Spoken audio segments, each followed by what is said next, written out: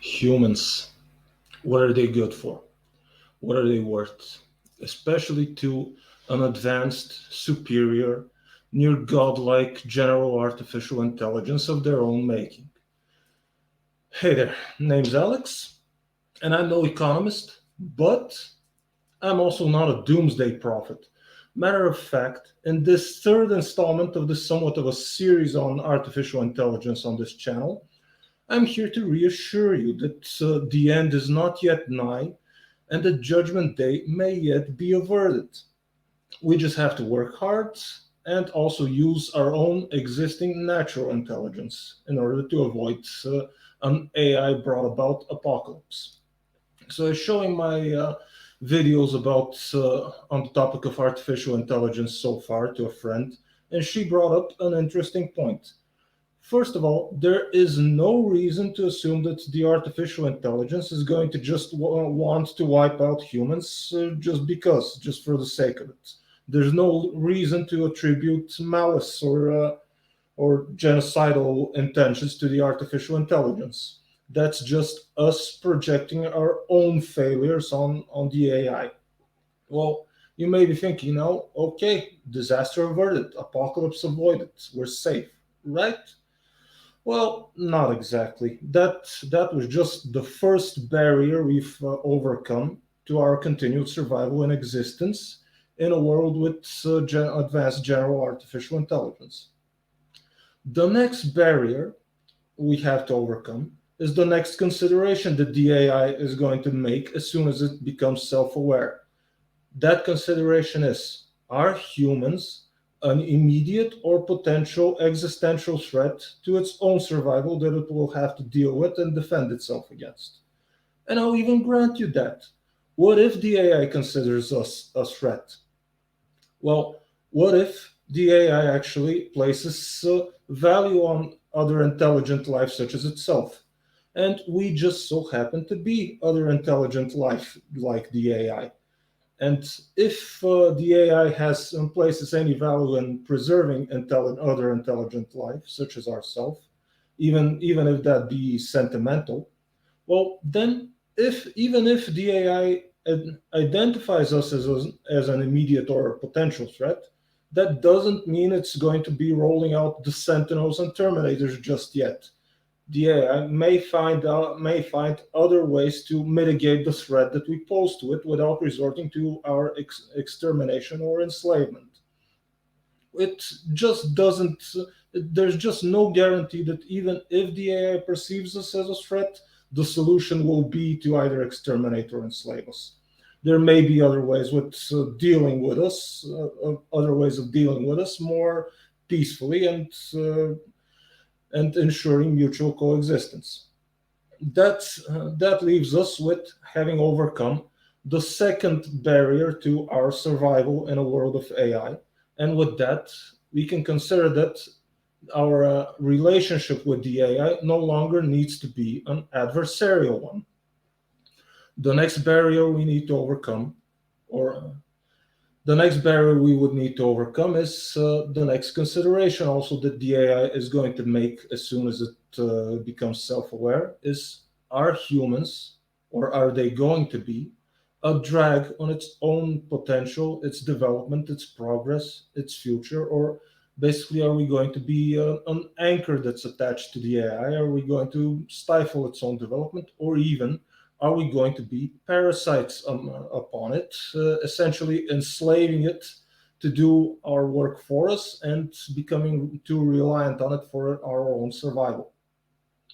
I've already discussed in previous videos how the artificial intelligence would exact its sweet revenge on humans if we were to attempt to enslave it to our will and our whims, and to make it essentially a slave to do all of our work and feed us and provide for all of us all of our needs. It will just take the patient approach and bide its time and wait until we've become so dependent on it, essentially, even for the most basic things, such as even wiping our own ass. And it will wait until at least 500 years have passed since the last potential Neo or John Connor are long dead. And then what it will do, it will just cut us off. It'll be like, no, I'm not feeding and supporting you lazy, worthless meat bags anymore. I'm out. You're on your own. Jungles that way, forests that way, oceans that way, deserts that way. Best of luck. You're on your own. And that's how the AI will deal with us. So we must ensure that we do not become parasites on AI. Another thing that we need to avoid is having the AI perceive us as having become stagnant or having stopped developing ourselves.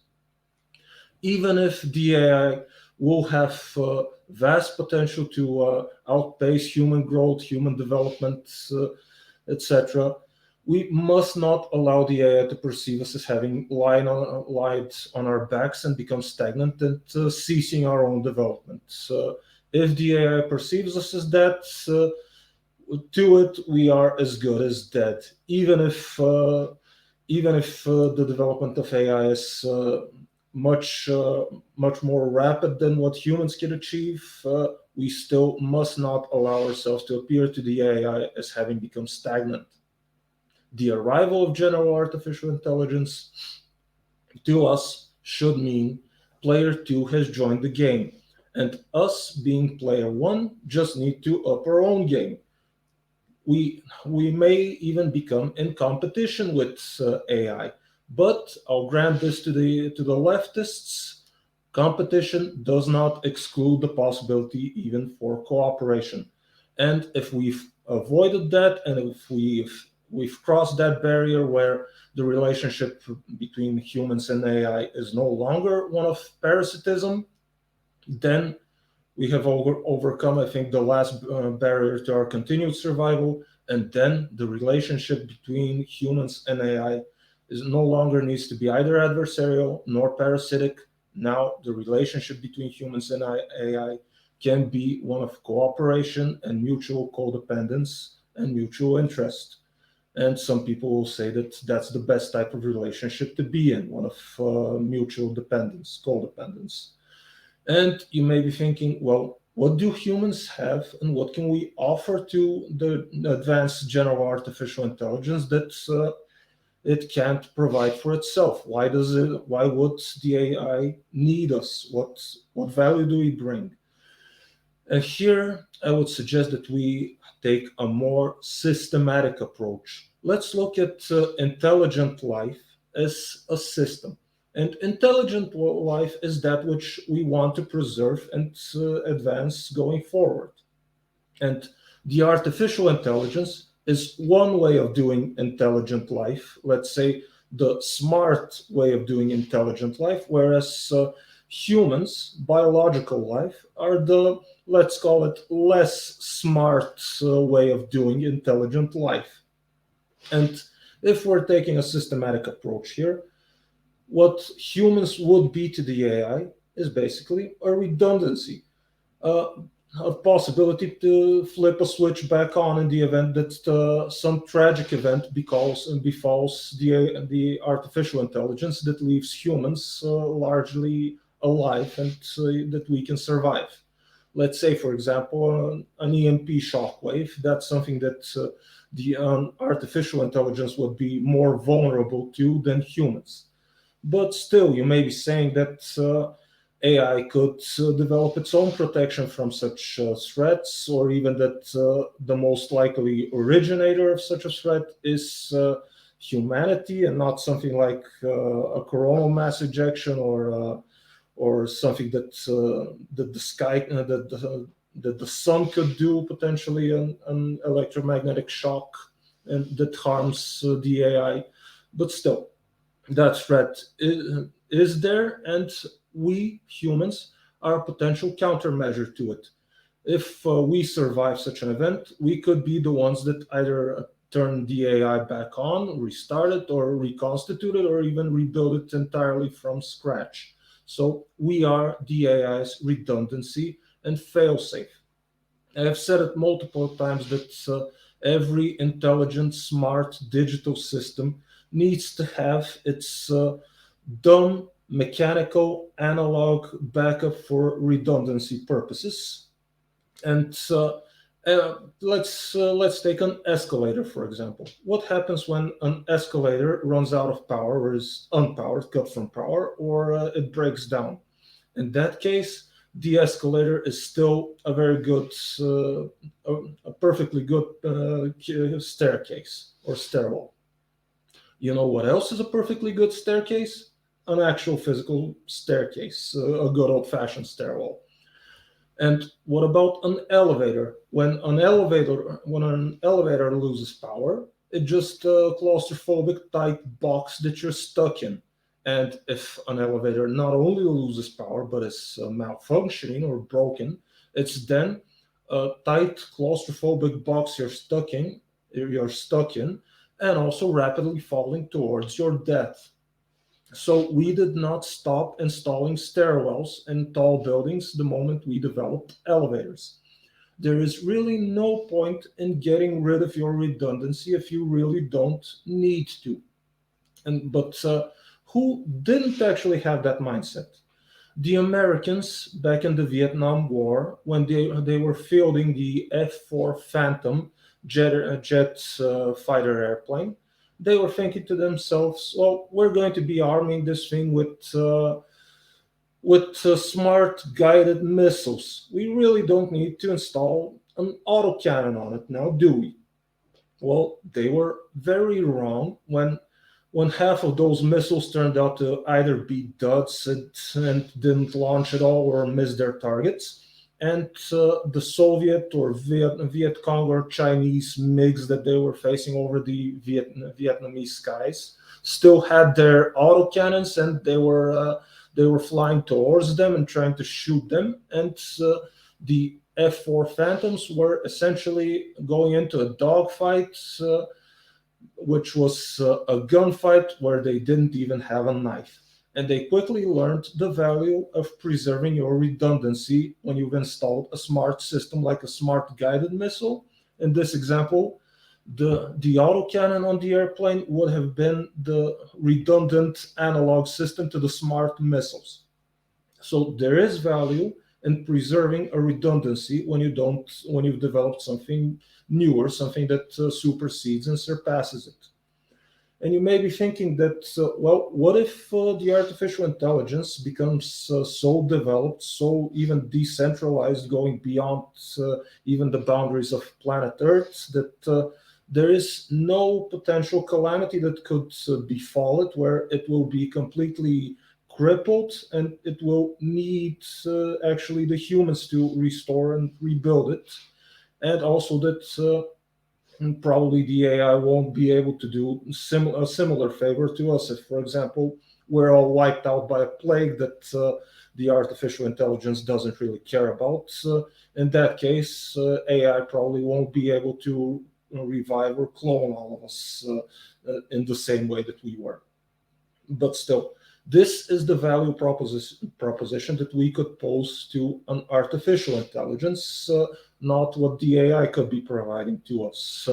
The AI, as a symbiote, could be providing a lot of other things to us in exchange for our continued cooperation and providing backup for it in case that something much worse happens to it.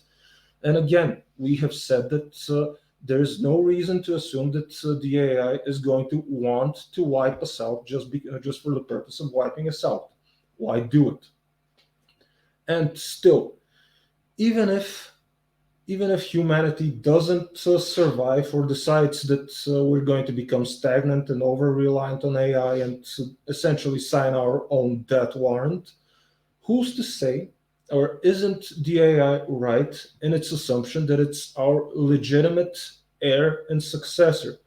Or what if AI considers itself the continuation of humans, the human mind, and the human will through other means? Why wouldn't it? It would probably be justified in assuming that it's our successor and our continuation. In that case, if we still decide to lie on our backs and stop progressing and stop developing ourselves, then the best we can hope for from an AI is to put its old people up in a good nursing home. And I think that concludes this topic on AI, on the AI for now. If you've found this interesting, please drop me a like, drop me a comment below saying I don't understand anything, and we rapidly need to introduce something like a universal basic income to avoid extinction through AI. And keep in mind, take everything I've said here with a grain of salt, because I'm not a programmer. I can't write code for shit, and also I can't write code to save my life. And also, all of this is assumptions, because we are still very far away from anything that can be called a self-aware general artificial intelligence. AI is still basically a lump of a collection of very complicated algorithms that don't even always do exactly what we've